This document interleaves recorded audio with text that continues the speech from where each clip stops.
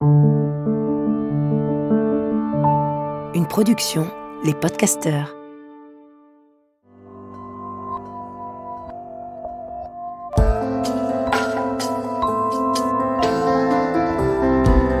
Bienvenue, vous écoutez Coquelicot, le podcast qui replace le clitoris au centre de notre vitalité et qui remue en profondeur notre rapport au plaisir féminin. Un rendez-vous de reconnexion à la puissance de cet organe trop longtemps ignoré. Un appel à notre boussole de sensibilité et de force. Les Coquelicots chéris donnent la parole à celles et ceux qui œuvrent pour cette reconnaissance et pour ramener de la poésie dans nos rapports sexuels. Coquelicot lance un appel pour nous relier, femmes et hommes, dans nos passerelles entre le féminin et le masculin. Coquelicot, tu ressens quoi, toi ?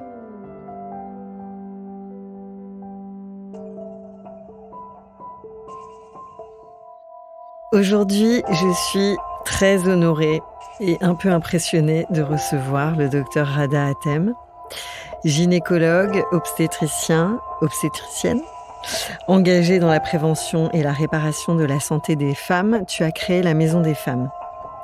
C'est la première structure en France qui propose une prise en charge globale des violences faites aux femmes en les mettant au centre de leur parcours de soins. Depuis 5 ans, même avant 5 ans, ta mission va bien au-delà des murs de Saint-Denis. La Maison des Femmes, c'est à présent une constellation. Radha, qu'est-ce qui, dans ton histoire de femme, de fille, t'a poussé à t'engager dans la réparation corps et âme des femmes ?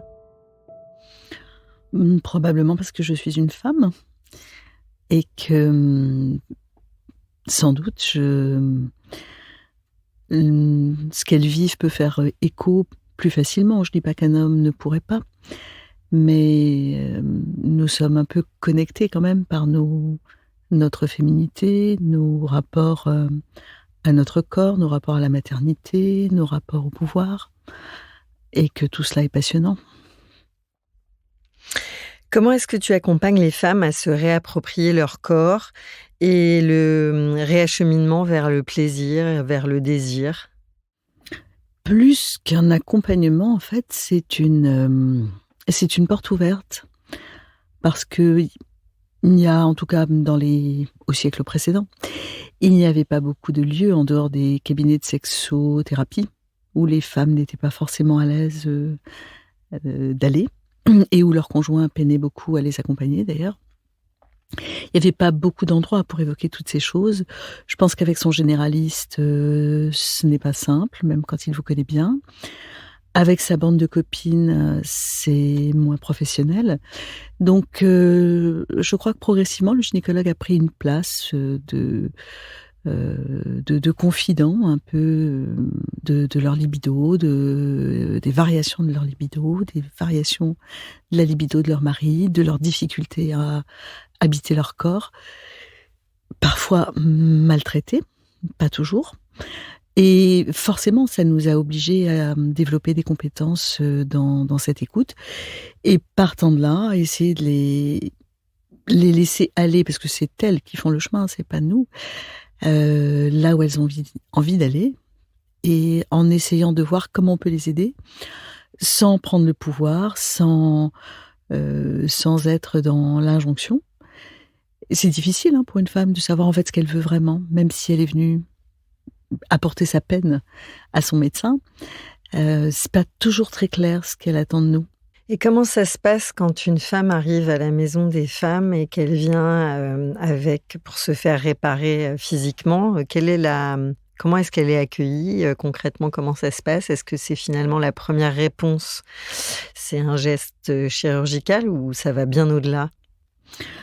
Alors, le geste chirurgical est la toute dernière réponse et parfois il n'en est pas une. Et toute la subtilité de cet accompagnement, c'est justement de faire prendre conscience aux femmes que le geste chirurgical n'est pas forcément nécessaire. Parce qu'elles ont beaucoup de mal à accepter, parce que ça paraît très simple. J'ai un problème, je me fais opérer et je suis guérie. Sauf que quand ça touche au corps, au plaisir, au désir, il y a tellement d'ingrédients qui bouillonnent dans la marmite depuis l'enfance, voire même depuis les générations d'avant, et qui se retrouvent dans votre marmite, malgré vous. qu'il faut vraiment, vraiment décanter, filtrer et arriver à dire, en fait, mon problème, c'est peut-être pas uniquement parce qu'on m'a coupé un bout de mon clitoris, mais peut-être que mon problème est beaucoup plus vaste. Qu'est-ce que vous observez de la résilience des femmes? Je ne sais pas s'il y a une résilience des femmes. Je pense qu'il y a une résilience humaine, qu'elle s'exprime différemment. Si on parle des femmes qu'on accueille à la Maison des Femmes et qui ont des parcours migratoires assez abominables, il est certain que leur résilience force le respect parce que ce qu'elles ont traversé mettrait à terre probablement la plupart d'entre nous. Et malgré ça, elles trouvent le chemin de cette petite maison qui est au nord de Paris et elles arrivent à exprimer une demande qui est: «Je veux me relever, je veux me reconstruire, je veux redevenir entière, je veux quelque part reprendre ma vie en main». Et pour ces femmes-là, c'est une résilience assez spécifique en fait. Et tous les gens qui gravitent autour de la Maison des Femmes, tous les bénévoles, tous les animateurs d'ateliers sont complètement bluffés par cette pulsion de vie. Et ce qui revient souvent et qui me touche beaucoup, c'est: elles me donnent bien plus que ce que je leur donne. J'ai les poils. J'ai pensé à cette question cette nuit en me préparant à notre rencontre. Je sais pas si mon inconscient m'a fait un cadeau. Est-ce que la nuit était bonne? Plutôt. Je me suis dit, mais j'ai pas pensé aux hommes. En pensant à vous et en me préparant à l'interview, j'ai pensé beaucoup au chemin de réparation et à l'engagement à l'engagement quasi. C'est une vocation, une mission que vous menez, que vous incarnez dans la société. Je me suis dit, mais dans tout ça, j'ai pas pensé aux hommes. Dommage. Et donc, la question de la nuit, c'est comment est-ce que les hommes s'impliquent dans la Maison des Femmes et au-delà de la Maison des Femmes? Il y a des hommes soignants. Mmh. Donc nous en avons à la Maison des Femmes. Et ce qui est intéressant aussi, c'est que certains sont choqués.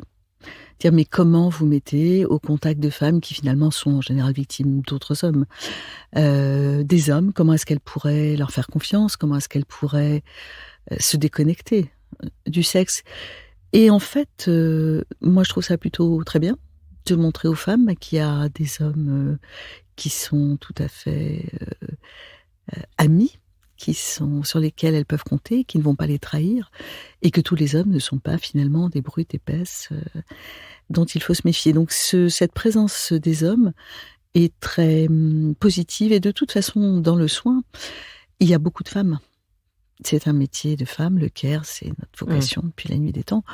Et quand il n'y a que des femmes, on n'est pas vraiment dans la vraie vie, on est dans un quant à soi.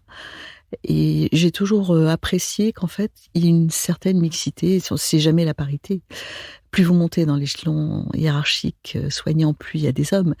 Mais dans le soin de base, il y a quasiment 99% de femmes. Donc les hommes sont présents et bienvenus. Et puis, aux côtés de nos patientes, il y a parfois des hommes bienveillants. Ça peut être un voisin, ça peut être quelqu'un qu'elles ont rencontré dans la rue, qui est de leur communauté, qui a compris qu'elles étaient complètement perdues, qui met à leur disposition sa connaissance de la société française et des codes qu'elles n'ont pas. Ça peut être un conjoint qui se dit: mais cette femme, je l'aime. Et en fait, notre relation est complètement viciée par la douleur qu'elle ressent, par cette mainmise qu'on a mise sur son corps, sur son désir. Et j'aimerais tellement que, en fait, ça ne soit pas comme ça. Est-ce que je peux l'accompagner? Après, à nous de démêler les fils aussi. Est-ce que cet homme vient parce que il n'est intéressé que par son propre plaisir et que finalement il voudrait une partenaire plus active parce que c'est plus marrant? Est-ce qu'il est extrêmement empathique avec sa femme et que c'est son bien elle qu'il veut? C'est jamais aussi tranché. Comment la Maison des Femmes a fonctionné depuis 1 an? C'est-à-dire, est-ce qu'il y a eu un confinement? Pas de confinement? Voilà, comment ça fonctionne et qu'est-ce que cette période révèle? Je dirais qu'on a plutôt très bien fonctionné. Parce qu'en tant que soignants, nous n'étions évidemment pas confinés, donc au boulot tous les matins. Et malgré que l'équipe, soit tombée malade à tour de rôle, on a fait ça très bien.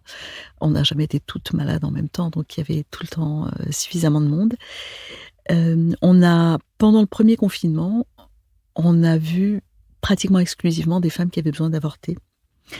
Probablement parce que c'est la seule chose qu'on peut pas trop remettre à demain, confinement ou pas. Et on a maintenu un lien par téléphone, par visioconsultation, avec les patientes les plus fragiles qu'on savait vraiment, en difficulté. Ça, c'est un peu compliqué parce que c'est pas toujours facile de recevoir un appel quand on est, enfermé avec son agresseur et ça demandait un petit peu de doigté. Mais très vite alors on a beaucoup travaillé aussi en soutien aux équipes de l'hôpital parce qu'on commençait à recevoir des dons un peu avant tout le monde, de blouses, de gel et puis voilà, on a essayé d'en faire profiter au maximum nos collègues. Et puis dès le déconfinement, on a vu évidemment, comme tous les gens qui s'occupent de violences, arriver toutes les femmes qui étaient pas venues consulter parce qu'elles étaient soit complètement fermées par leur, conjoint, soit, comme beaucoup de gens, terrorisées par le virus en se disant: «Mais si je sors, je vais mourir, si je vais à l'hôpital, je vais l'attraper». Donc qui n'ont pas consulté alors qu'elles avaient de vrais problèmes de santé. Donc on les a vues arriver en masse et notre activité a grimpé de 30 très, très vite. Et ce qui nous a frappé, au-delà de la shadow pandémique des violences, c'est l'isolement. Et en fait, ce dont ces femmes souffraient beaucoup, c'était de ne plus avoir de lieu ressource, de ne plus avoir de contact avec d'autres femmes, de ne plus venir aux ateliers, et d'être complètement, déconnectées de tout ça. Et ça nous a fait beaucoup réfléchir parce qu'on s'est dit, finalement on va être obéissant, c'est sûr, on va respecter les gestes barrières, mais on va plus fermer les ateliers comme ce qu'on a fait. Et on s'est acharné à maintenir, nos ateliers qu'on a essayé de tenir, dans le jardin quand il faisait beau pour, ne pas trahir les règles sanitaires. Mais, vraiment ça nous a paru peut-être le meilleur service à rendre en cette période complètement troublée aux femmes, de leur dire: «Il y a encore du collectif, il y a encore du partage, il y a encore de l'émotion avec d'autres et nous sommes là». Donc ça a été un bel enseignement sur l'importance du collectif, de notre offre collective, qui n'était pas à l'origine aussi développée à la Maison des Femmes et qu'aujourd'hui nous poussons vraiment. Nous avons même rajouté, un atelier jardinage qui n'existait pas, un atelier percussion, enfin voilà, tout ce qu'on peut faire collectivement nous paraît extrêmement utile. Et l'autre chose que ça nous a montré, c'est que énormément de gens se sont lancés dans, la compassion, l'empathie, le partage et on a vu affluer des propositions de dons tout à fait incroyables, des bénévoles dans tous les domaines. Enfin, les gens avaient tellement envie de donner que c'était vraiment une période extrêmement touchante. Ça, c'est une bonne nouvelle pour la lumière rose. Heu, Est-ce que ça creuse les inégalités, cette affaire de confinement et de crise sanitaire? Mais ça creuse, grave, comme disent les jeunes. Parce que, il y a les gens qui avaient un boulot, les salariés qui ont été quand même un peu épargnés. Et puis il y a toutes, ces femmes et ces hommes qui avaient des petits boulots précaires, au noir, de ci de là, qui se sont arrêtés du jour au lendemain. Il y a tous ces gens dont les enfants mangeaient un vrai repas chaud à l'école et qui ne l'avaient plus. Il y a, ce que Laurence Rossignol appelle, le frigo vide après la covid. Donc bien sûr, il y a des gens qui ont des appartements agréables avec un ordinateur dans chaque pièce et il y a des gens où les 6 enfants doivent faire leurs devoirs sur le même ordinateur, vieillissant. Et là aussi, on a reçu par exemple des tablettes qu'on a pu redistribuer à des familles où les enfants n'arrivaient pas à étudier par manque de moyens. Donc non, les inégalités se sont amplifiées et répercutées sur les enfants.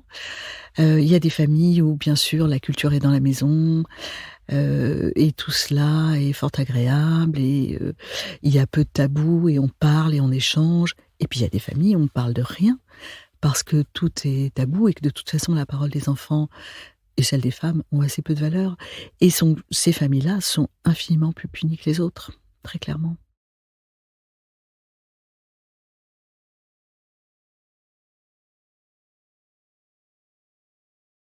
Alors, la Maison des femmes a des petites sœurs. Vous nous en parlez ? Bien sûr, puisque je dis toujours qu'en tant qu'accoucheur, mon plus grand plaisir, c'est de mettre des enfants au monde. Donc, mettre des petites maisons des femmes au monde ailleurs en France, oui, c'est extrêmement jouissif. C'est un mot qui va bien avec Coquelicot.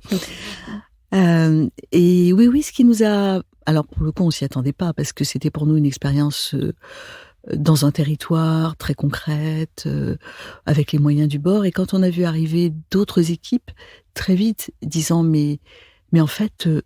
j'avais envie de faire un truc comme ça, mais je n'avais pas bien modélisé. Et ce que vous avez fait, en fait, c'est vraiment ce que je veux faire. Comment vous pouvez m'aider ?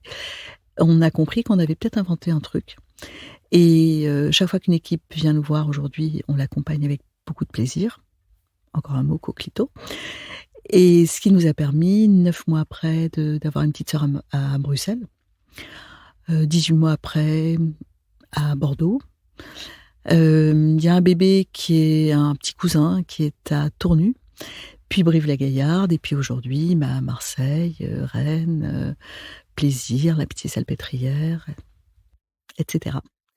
Et ce qui est vraiment chouette, c'est que c'est un peu une nouvelle médecine quand même.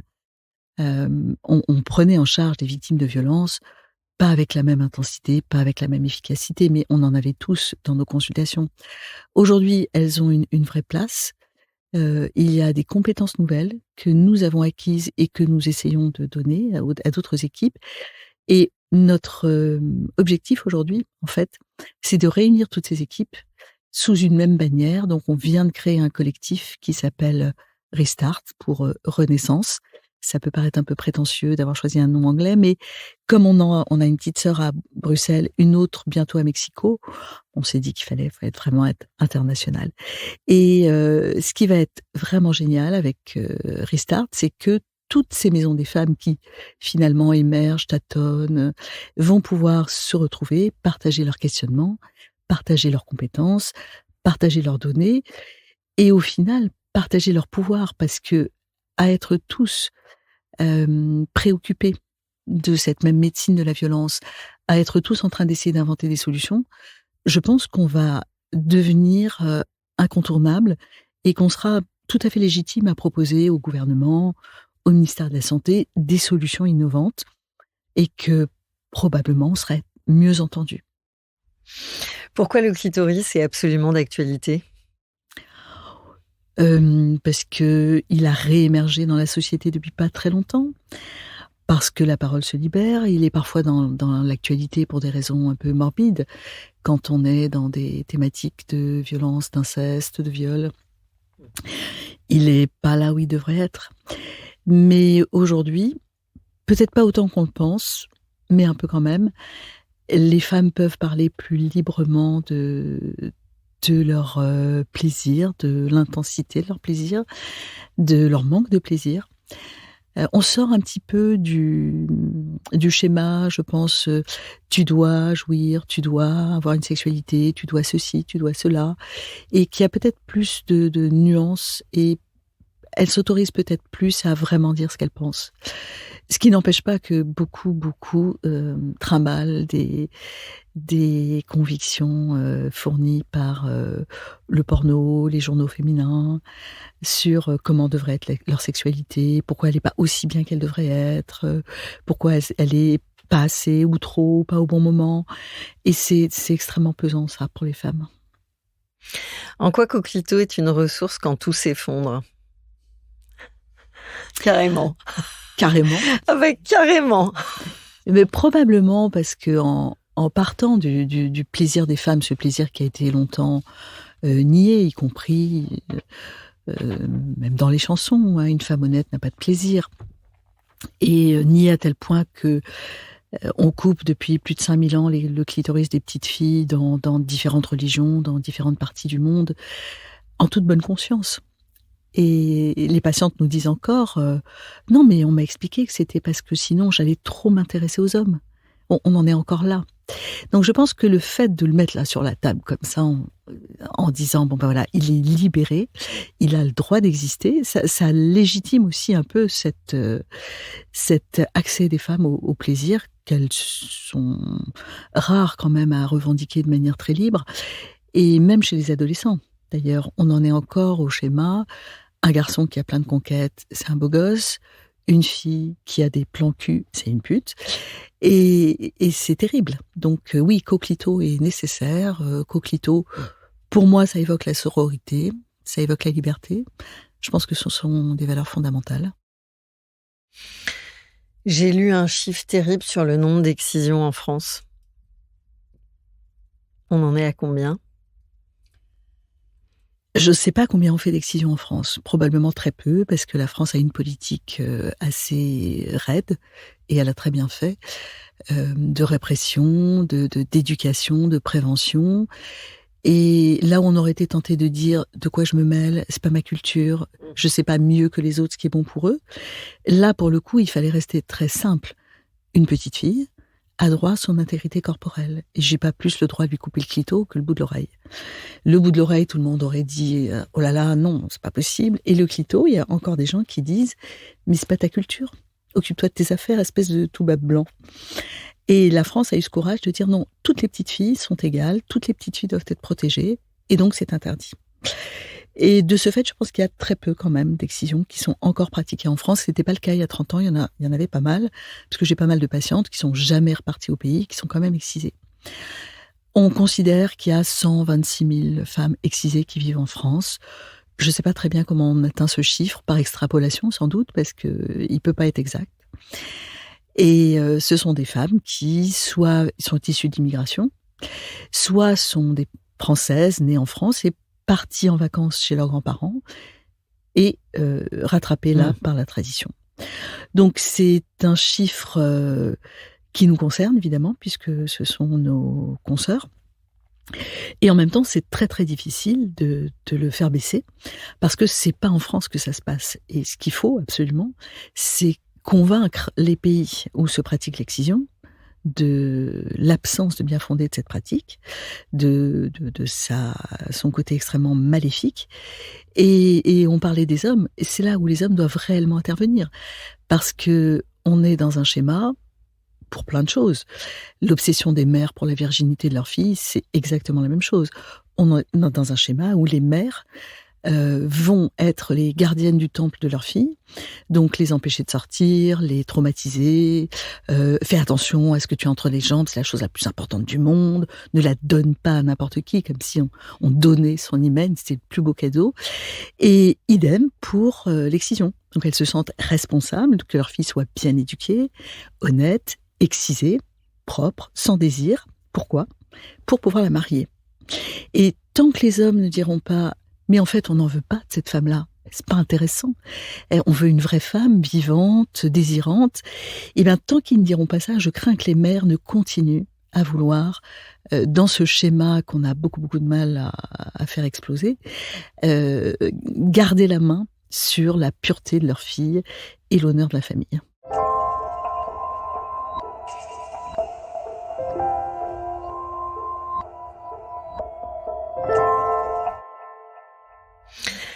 Depuis 2018, vous êtes mobilisé avec un collectif de médecins pour pousser à légiférer concernant trop de pornographie en libre accès sur les écrans pour nos jeunes notamment. Et puis votre propos que, disons, vous traitez aussi dans votre dernier livre, Le sexe et l'amour dans la vraie vie, paru en 2020. Qu'est-ce qu'il faudrait faire pour continuer de davantage sensibiliser et éduquer les jeunes aux questions de violence et de sexualité ? Leur parler, tout simplement, et leur parler vrai. Il y a encore beaucoup d'écoles où on a très très peur de faire entrer des gens qui viendraient parler sentiments, émotions, sexe et violence dans la famille, parce que c'est quand même de ça dont il faut parler avec ces enfants-là. Il faut pouvoir aller à leur rencontre. Il faut que des gens compétents puissent le faire. Il faut aussi qu'on mette à leur disposition des ouvrages comme Le sexe et l'amour dans la vraie vie, que j'ai co-réalisé avec Clémentine Dupont-Avis, qui en est la cheville ouvrière. Là, je travaille aussi avec 2 jeunes femmes sur un autre outil de prévention autour de l'inceste. Et je peux en parler parce que c'est n'est pas secret. Maïlan, la chanteuse, a été elle-même victime d'inceste et elle est en train de sortir une magnifique chanson qui s'appelle Le Loup et qui en parle. Et en même temps, elle a dessiné et écrit un petit conte pour enfants qui s'appelle Le Loup. Et avec une collègue psychologue, nous essayons de faire de tout ça un véritable outil de prévention, avec un livret à destination des parents et des éducateurs et des profs, pour savoir quand je mets entre les mains d'un enfant un livre qui traite de l'inceste, ce n'est pas neutre. Et donc, comment je lui en parle, comment je réponds à ces questions, comment je me positionne.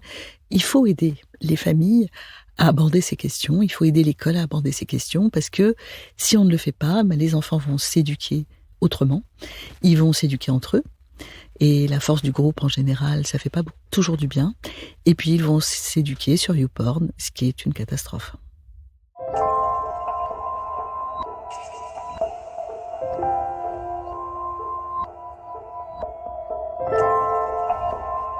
Oui, mon fils a 15 ans et il a eu le droit à quelques interventions à l'école, mais plutôt orientées prévention, contraception. Danger.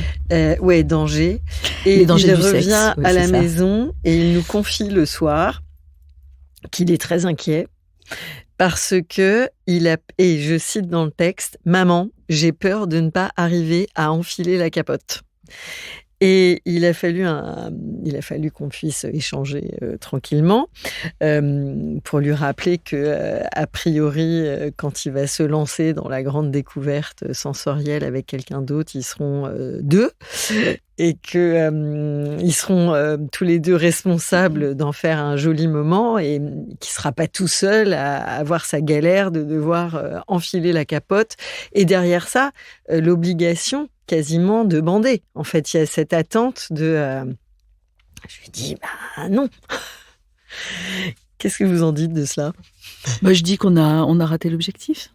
Si tout ce qu'il a retenu de ce moment de sensibilisation, c'est, mon Dieu, il va falloir que je bande fort. Et aussi, ils pensent bande longtemps, parce que sur YouPorn, ils bandent pendant des heures, les garçons, quand même.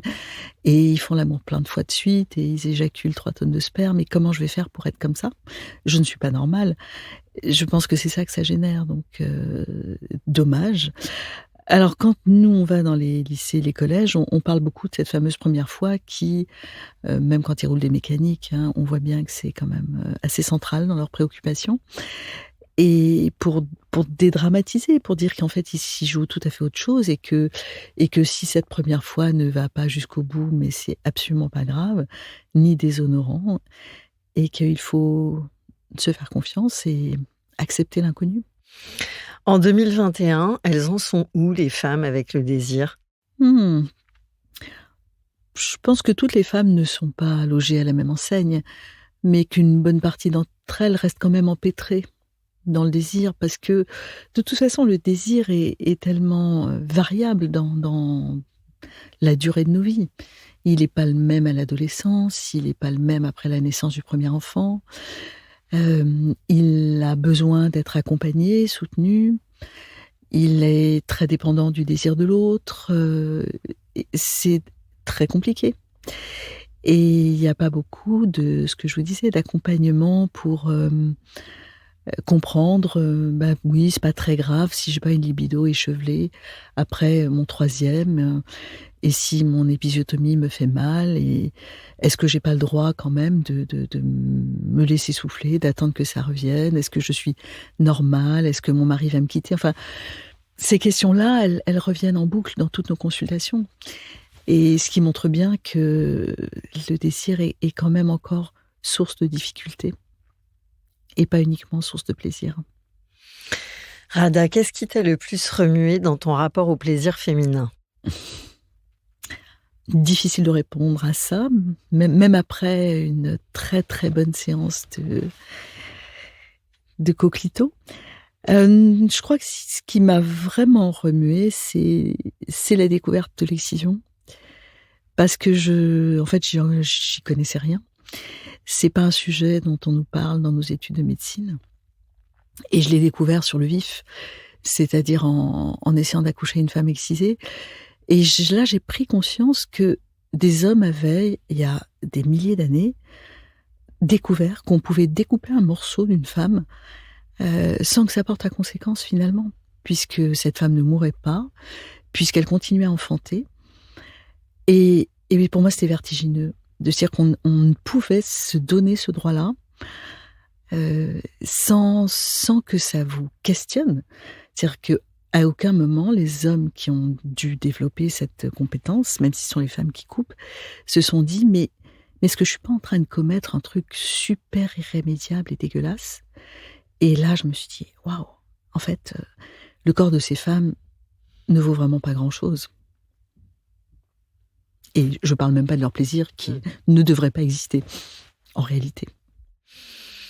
Alors comme ça, d'un coup d'un seul, c'est bizarre comme transition, mais mettre de la poésie dans les rapports sexuels, ça pourrait ressembler à quoi?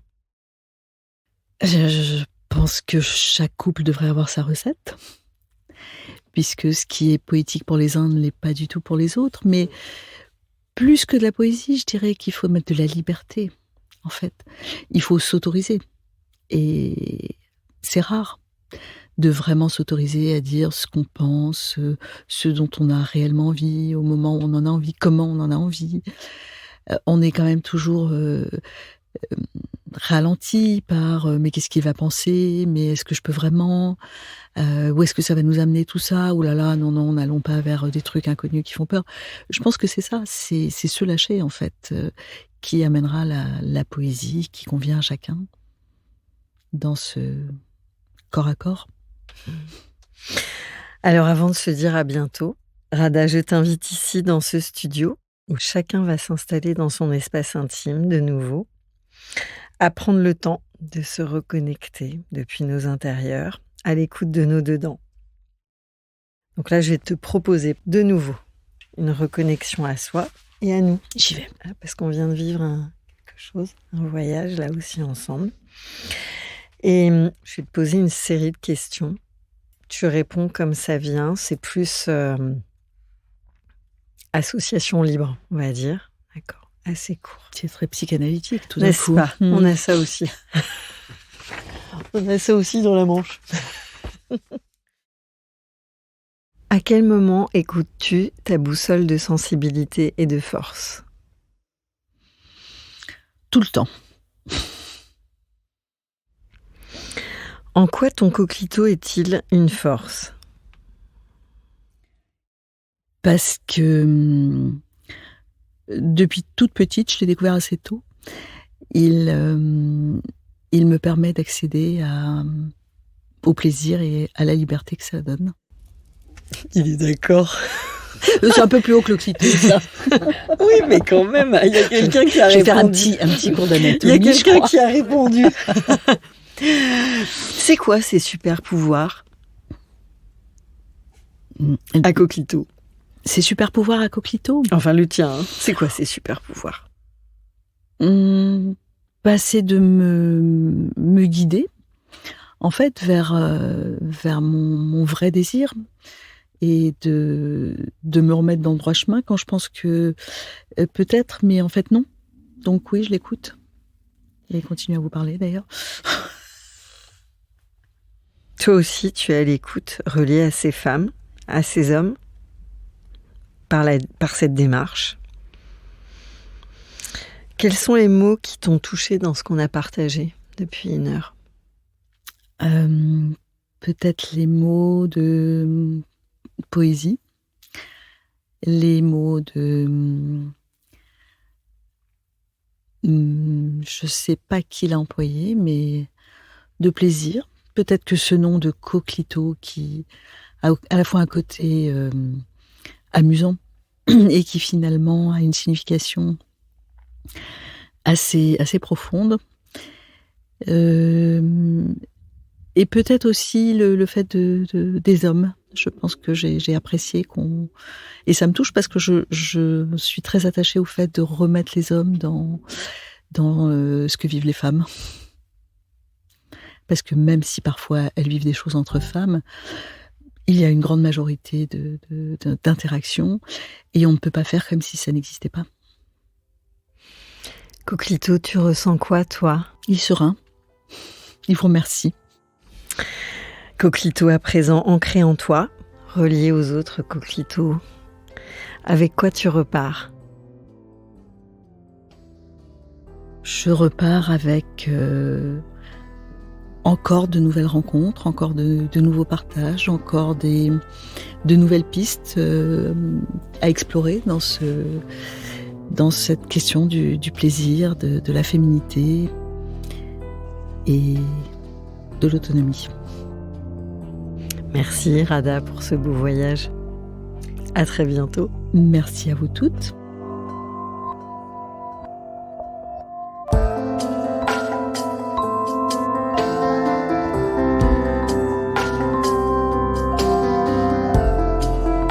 À très bientôt pour un nouvel épisode de Coquelicot. Coquelicot, je nous trouve très beau.